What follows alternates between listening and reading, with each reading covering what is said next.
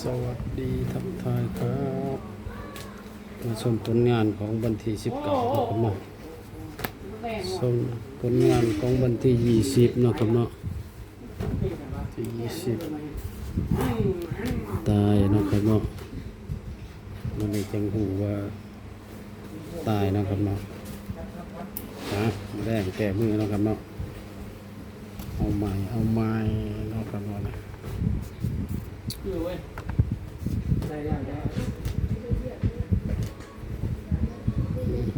สี่ห้า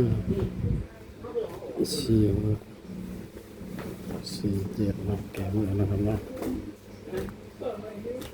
สี่แปดสี่เก้า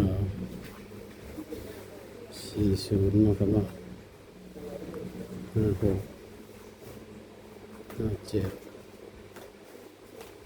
58 59 50นะครับเนาะ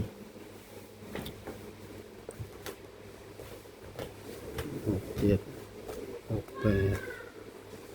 69 60นะครับเนาะ78 79 70 89 80 09นะครับ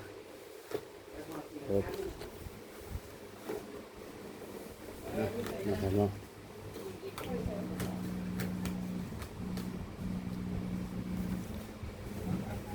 แต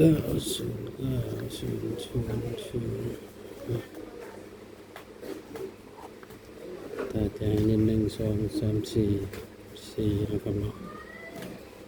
ก็1 2 3 4 5นะครับเนาะน่าจะมา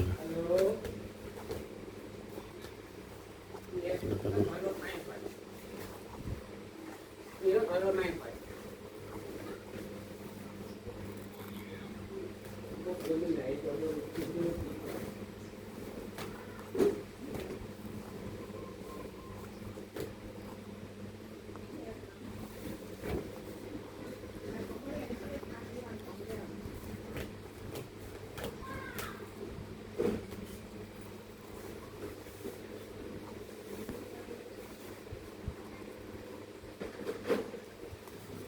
ครับเนาะ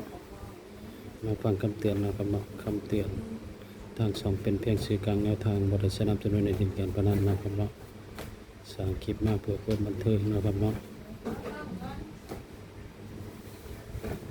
พิจารณาให้ดีก็นำไปใช้เนาะผิดพลาดประการใดขอโทษขออภัยนะครับเนาะเป็นความเชื่อส่วนบุคคลนะครับเนาะบริษัทนำจำนวนในดินการพนันนะครับเนาะขอบคุณเพื่อนๆนะครับเนาะที่มารับชมให้กำลังใจเนาะขอบคุณครับ